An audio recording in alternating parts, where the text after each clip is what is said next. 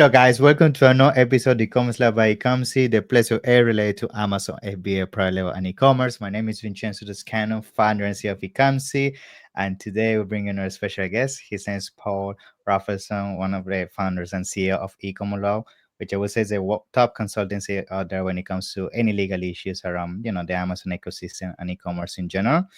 And that's why I wanted to bring Paul today because actually before going live, there were a lot of topics we were already going over in terms of, what is happening in the exit side of things of Amazon, or what is happening with suspensions, and all the things that have to do with, Amazon customer support, which I'm sure is something a lot of you guys are struggling right now. So it's gonna be a lot of back and forth, and hopefully you can get some insights out of that. So Paul, welcome to the show. How you doing? Good. How you doing? Thanks so much for bringing me on. It's Pleasure. we're running into each other so many times. I'm like, it's I know. exciting to be here. I know. We met actually a couple of years ago, if I'm not mistaken, at Seller Sessions here in the UK. And Yes, since then, we've just been seeing each other every single event pretty much. absolutely. All over the world. It's globetrotting. So Yes. So I guess if you don't mind, just give us, a quick rundown on you, the company, everything, and then of course we can dive into the topic. yeah, sure. So I have two companies, and just a little bit of my background. I started everything, this law firm and our e-commerce account health agency, which just focuses on account health.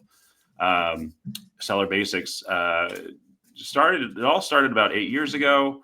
I spent most of my life, I was a corporate lawyer. I worked for Microsoft, I worked for Walmart, I worked for General Electric.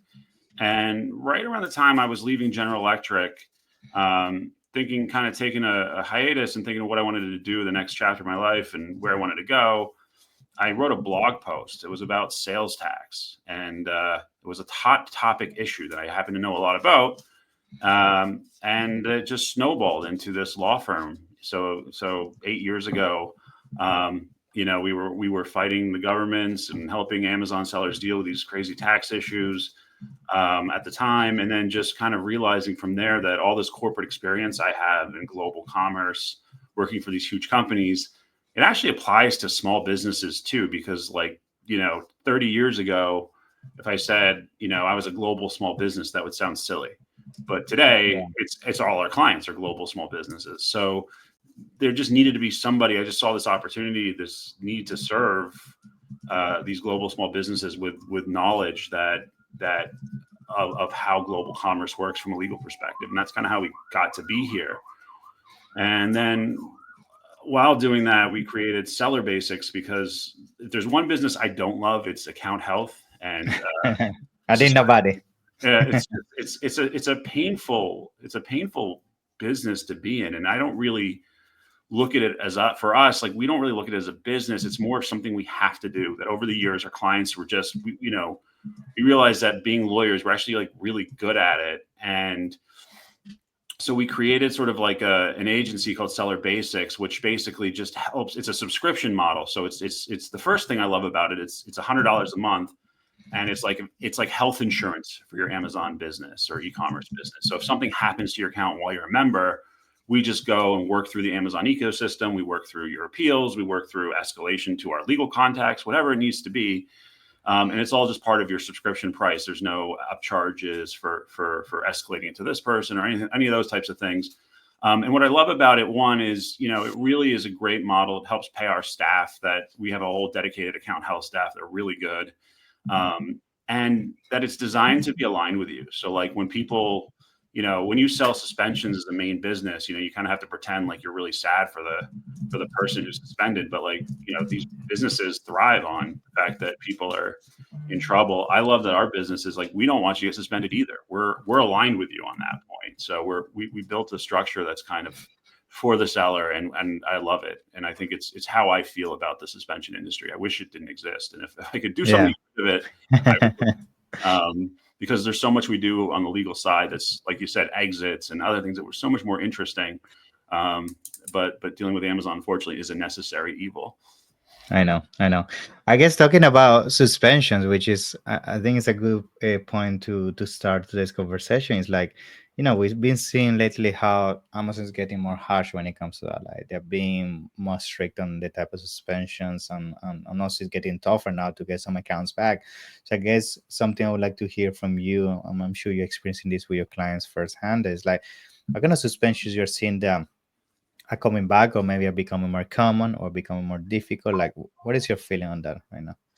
Yeah, I mean, Amazon's a bit all over the place. We're seeing an uptick in, insert slash review related Mhm. suspensions, which is, and it's not consistent because, Amazon has, and this is what we do, and is as lawyers and our para staff, this is what we're trained to do, is to go through policies and pile through the written documents and say, Amazon, what you're doing is wrong. It's inconsistent.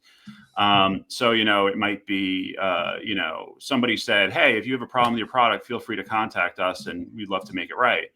And Mhm. Amazon treats that as filtering for reviews. And we're like, that's not what that Yeah. is. And so it's just, there's a lot of craziness on the one side of Amazon, just,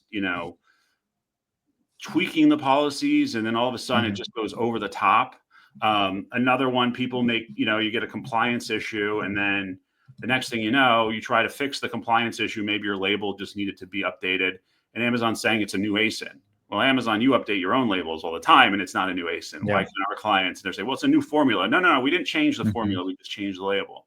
Um, then there's this, yeah, there's also this other side of enforcement where Amazon's just, there's no second chances. So if you really do something wrong, it's a lot harder to get Mhm. Amazon's forgiveness than it has in the past. So the old plan of action model, I mean, that's been kind of gone for a while, and there's still a lot of consultants out there, and I don't mean to knock them, but that still feel like you have to tell Amazon you did something wrong or else you're not going to get reinstated. And that's just not the case. In fact, we advocate strongly against admitting fault. And a lot of times our clients think they did something wrong. We're like, no, actually you were fine. You understood the policy the way it was meant to be understood. It's Amazon that's not getting it. There's something's wrong. Yeah. So I guess on that front, then it means that the time of trying ourselves to figure out the appeal by doing multiple plan of actions is kind of coming to an end, because now it seems like you only have one shot at getting back to Amazon with a clear kind of either justifying why you did it, or saying that yes, it was your mistake, because it seems like if you start doing the back and forth, it's like you're not gonna get the account back, right? Yeah, I mean, you can do it. It's just you got to be careful what you say. So Mm. sometimes people will jump in and say, so if you submit a not a very good appeal, you don't really call them Mm-hmm. plan. Now it's more of an appeal. Like I didn't quite do what you said I did, or there was a Mm-hmm. misunderstanding. Um, I don't think it hurts you if you just kind of didn't do a good job on it. But what people do Okay. wrong is they say things they shouldn't have said. Right? I They see. assume Amazon's right about something, and they're already into apology mode, and they're almost making it Mhm. worse for themselves. So it's this is where it's frustrating. So then we have to walk back what you're saying to try to get it fixed. And so it's not so much that trying taking a crack at appealing it yourself is going to necessarily harm your case. Is what you say, and that's what and that's the distinction. It's like just be careful what you say, and um, you know I don't know if it's just because we do this day in and day out, but you'd be surprised how many people miss the point because they just Yeah. don't read what Amazon's trying to say, and it's not their fault. It's like you guys deal, you're sellers, you sell.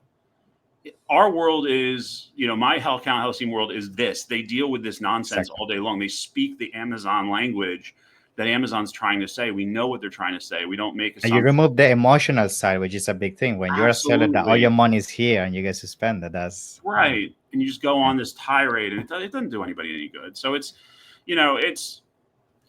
a tough world. I don't obviously recommend doing it yourself, but it's it's Of it's course. not so much you get one shot. It's just that you can screw it up pretty badly.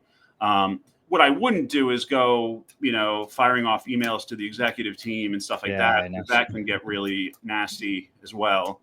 But we have a pretty good process. We've developed a relationship with Amazon's team over the years, legal team, compliance team, and Hmm. we have a pretty good process where if we see a case and we say, look, Amazon, what we like to do is we like to say this: we're going to run you through the appeal process our way, Mm. which is we think is the right way, right?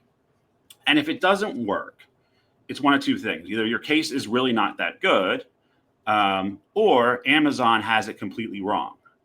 Yeah. Uh, when Amazon has it completely wrong, we then bring that to the attention of our people at Amazon, and we say, look, we think the Amazon system got this wrong. We think your system's broken here. And we've helped them troubleshoot many issues they didn't even know were happening because of that. Because we said, look, here's what happened. Here's what the seller did. Here's how we appealed it. Here's what Amazon keeps saying every time. And we're able to show almost like debugging the process and helping, from that approach, we go to Amazon and say, hey, can you take a second look at this? And we build a strong case for that. Sometimes the case is just, it's no good. Like it's, you sold products, you're a reseller, you sold products on Amazon that you bought off of eBay. Not a good idea, right? Like there's not much we can do about that. Amazon's super strict about invoices these days for resellers. So, yes. But it is harder today than it ever has been to deal with Amazon. And you can hear the frustration. I can hear it among the colleagues, the other suspension people. Like it just feels we were maybe making progress. Now it's just like maybe with AI, it's just getting all over the place, but it's rough today. Yeah. And you mentioned inserts. That's actually an interesting thing I wanted to quickly touch on, because at the end of the day, pretty much I would say 90% of sellers are using inserts, right? And we know for a fact you need to take care of the lingo that you use in terms of asking for review here and there. But I'm surprised to see that some brands have been taken down by offering like real kind of branding kind of benefits, like maybe a simple warranty or a simple download or a simple kind of follow up. So it seems that Amazon doesn't even want that anymore, right? Yeah, I mean, that's what it seems like. And this is an interesting thing that we're still developing, because we're reading, we look at, there's a training module on inserts, and none of this is in there, right? It doesn't say you're not allowed to offer, subsequent services. If you have you buy a Nintendo Switch from Nintendo on Amazon, you're going to get Nintendo Online. You're going to have maybe a warranty card opportunity. I mean, like all this stuff that big companies do, but it's like, because we're small, Amazon just like punches us down. But so, we're pushing back on that a lot, because we're sort of saying, we get what a review filter is. Review filtering is when you say, if you had a great experience, leave a review. If not, then let us make it right, that sort of thing. But when you're just saying, let us make it right if you have a problem, without sort of hinting that this is, we're trying to push you towards review or non-review, that's a different animal. But it can be subtle things. Sometimes if you're allowed to ask Amazon, you're allowed to actually ask to leave a review on your insert card. But if you put like the picture of the Amazon 5-star system, Amazon interprets that as you're asking for a 5-star review. And that's, there's so many little nuances, but some of it doesn't seem fair to us. Some of it does seem like this is just normal. This is what Samsung does. This is what LG does. Every company does this with these inserts. Why is it any different? Because you're small? And that we don't think is fair. And so we've been pushing back on that quite a bit. Cool. Now, when it comes to AI, like I also see a lot of people lately doing the listing with things such as, ChatGPT, and they're pretty much the title, bullet points and everything, sometimes even images. But sometimes these kind of tools, not only ChatGPT, tools in general that do listings, they don't always consider terms and conditions, right? And that might end up putting words or claims or things that you shouldn't be putting. And people sometimes, because they don't see that and they're just doing things on the fly, they omit it, and a lot of people is getting also surprised or suspended because of that. So are you also seeing that that's been a big reason why we're seeing more suspension, people being more, I guess, in autopilot, right, and doing their own due diligence when it comes to AI? I think people get false confidence with the AI, and I know that sounds convenient for somebody in the consulting world. I'll admit, like, we're going to be obsolete. We're just not obsolete yet, right? Like, there's going to be a time when the compute gets to a point where, really the only lawyers you're going to need are the ones that go to court. Like, it's going to get good, but we're far from that point in terms of where we are today, right? I use ChatGPT all the time, but I don't trust it, and I don't rely on it because it's wrong. It's lazy, and I've tried the other ones, Manus and all the, and they're all good, and they do certain things really well, but they're not great. And they mess up a lot, and those little mess ups can be a problem. We have, you mentioned false claims, and we actually have I have another business in my law practice. We call it weaponized compliance, where we actually do the reverse, where we just say to our clients, look, if your competitors are doing this wrong, let us help you get them taken down. We'll get their ASINs destroyed, right? If they're making claims about their product, 100% natural, organic, whatever, our position is you can't just go in and change that and fix that. You need a new ASIN, You got to start from Exactly. zero because you've made your whole review system is based on false claims, Exactly. right? So we actually offer this service called weaponized compliance to our law firm, where we help companies take down competitors that are making false claims, or they don't have their FDA registrations or their EPA registrations, or their whatever the issue is that your competitors aren't doing right. You know, it could even be hijacking. You know, Mm-hmm. we like built an entire business around helping our clients just like destroy their competition overnight by just getting Amazon to enforce the rules evenly. Exactly. So Yeah. Cool. So I guess when it comes to all these suspensions we're encountering, like of course with the inserts and everything we've been discussing, like I'm assuming, and this is something we briefly touched on before going live, is that when it comes to exiting some of these brands, it must be also getting more and more challenging, because now when you're buying some of these brands, these are things that can come and buy you after you do a transaction. You buy some of these brands, and then I guess the due diligence now is even more, has to be even more robust than before, right? Like, what is your experience with that as well? Yeah. that's funny. It's 100% on target with the issue. Yeah. It's a major issue when you're exiting a brand. So just a little bit of background, between the height of the Amazon aggregator Mm-hmm. bubble and today, we've closed, I think, close to or above $1 billion in deals Nice. for our clients. So we've done a lot. We've been through, we were doing dozens of deals during the height of the aggregator sort of coming Mm-hmm. out of the pandemic. And we're still doing deals today, but you're right in that, yeah, you're going to, when you sell your business, you're going to make a promise about the Yeah. condition of your business, and and if that promise isn't correct, you're going to give the buyer the opportunity to claw back money that they paid Mm-hmm. you. Obviously, if there's any earnouts or notes that they owe you, they can cancel those or take out what's owed. You're putting yourself in a lot of risk, because when we promise that our business, Business is clean, I guess. yeah, it's Yeah. complying with the law, and then it's all of a sudden you're making claims that are illegal, and those claims are what's driving your sales, and all of a sudden you have to remove that claim. That's a huge breach. So we and the problem with due diligence is that nobody really wants to do it. Like, it's kind of funny, these deals move quick. Even today, you're not seeing a lot of people really doing heavy due diligence. They want to rely Mm-hmm. on your statements that are made in the contract, such as, I represent warrant that I comply with Yeah. all federal trade laws and whatever.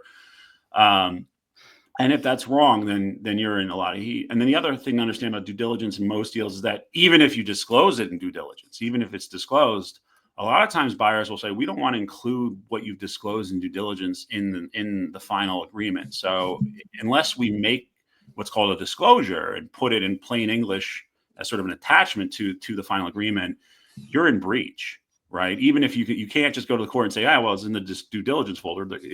Most contracts in the market today will say, we disavow the due diligence folder, because buyers don't want to be beholden to, I should have Mm-hmm. seen something in the thousands of documents you uploaded. They don't want to be in that Exactly. situation. So, so this is why we as lawyers, we do both buy side and sell side, but particularly on sell side, we're very, very careful with our clients to understand their business, to look at that. We actually look at everything they're doing. Mm. We go beyond their due diligence, because sometimes even the buyer's not asking the right questions, just to make sure our clients are what we call sufficiently disclosed and therefore protected Cool. from those claims, and that can raise different negotiations. But yeah, I mean, selling your business, again, one of the dumbest things to do with ChatGPT or use some broker. Please do not use the broker's template Yeah. or anything like Yeah. that, because it's the most complicated transaction most of us will ever be. It's not like buying a house. It's super, super It's complicated. much more than that. Yeah.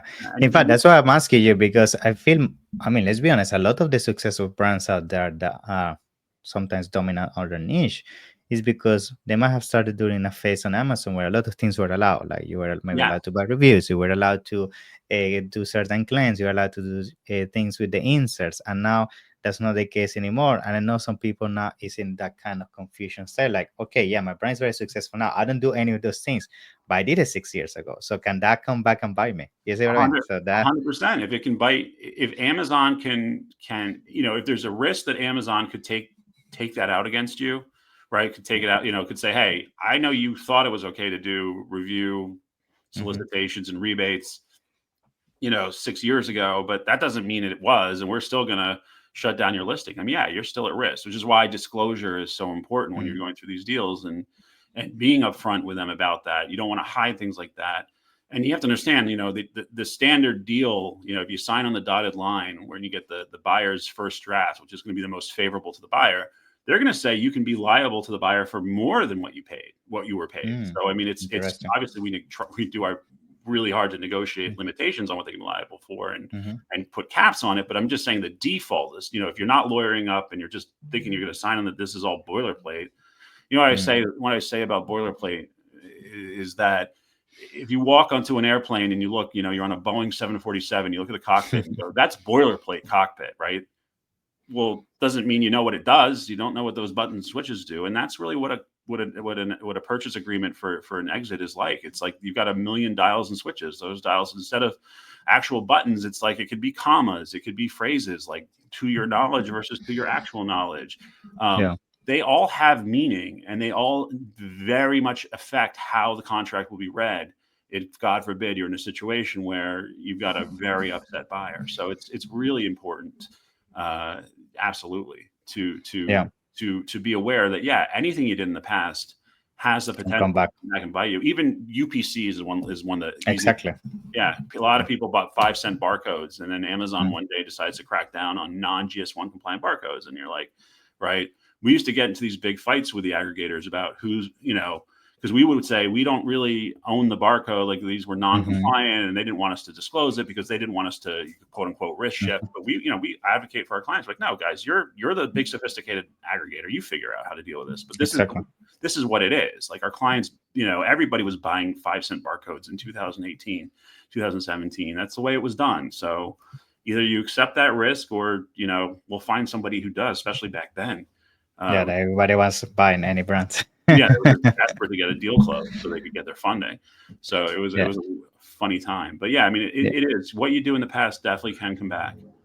Cool. So it's So I important. guess to start coming to a close in terms of insights and maybe also advice moving forward, like everything we're seeing right now, Paulie, what would you say are the top things people have to be careful about in terms of maybe things that are happening with suspension, things that have happening legally, things that are happening exiting? Like, what would be your top tip?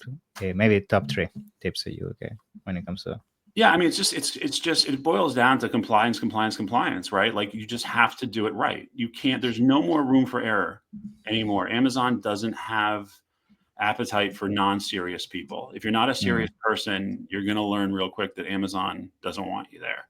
So be a serious person. Stop. You may have gotten this far DIYing it, but work with a lawyer, like, especially when it comes to compliance. It doesn't have to be me. I mean, I'm just here to tell you what Mm-hmm. I would do.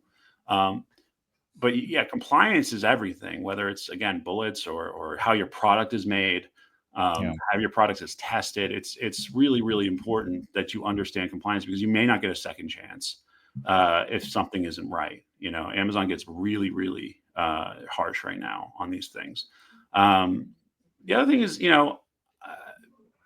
IP. People should, when Mm-hmm. you think about your valuation, I always say, we build brands over the years. Maybe if you're a one product company, maybe you don't have this issue, but if you have multiple products, multiple variations, maybe you have different flavors of a product or different scents, right?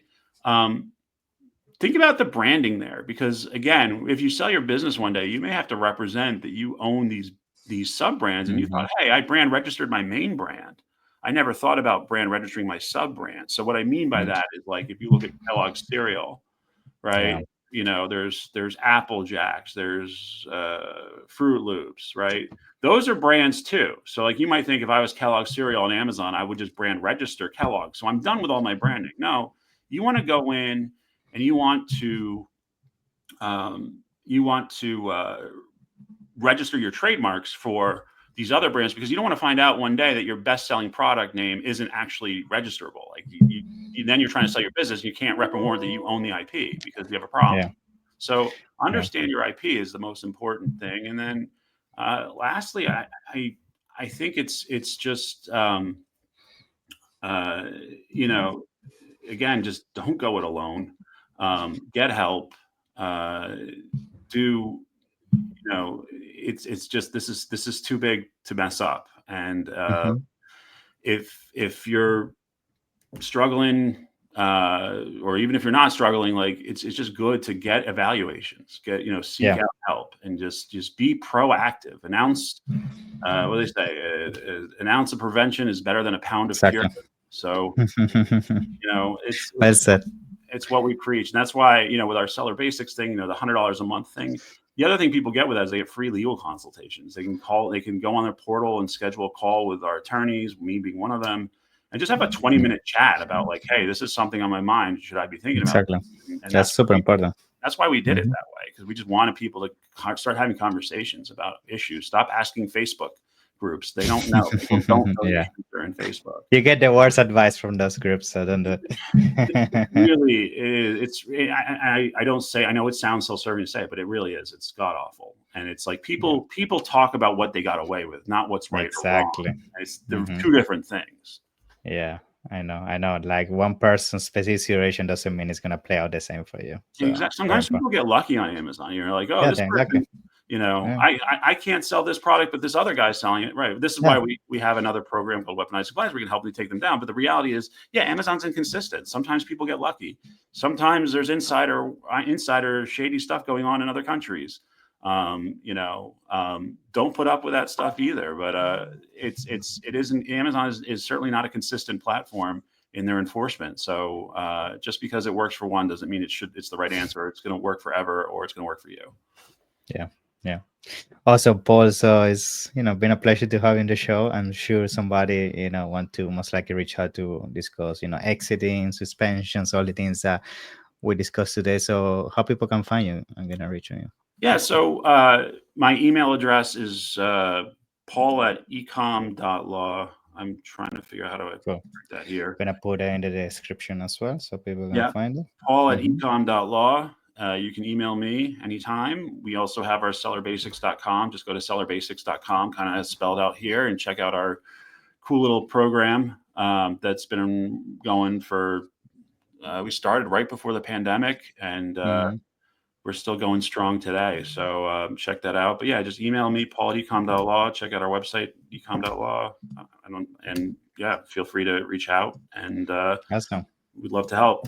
Thank you, Whatever Paul. your legal issue is with Amazon, we're doing it. So I appreciate it. Thank you so much. So I guess see you in the next one. Most likely at the upcoming events. Are you going to accelerate by any chance, or any I'm of them? 99% sure I have to go. Yes, Okay, then I see you used to live in Seattle, so I'm excited to go back. It's been a there. No while. excuse. So yeah, hopefully I'll see you there. Beautiful.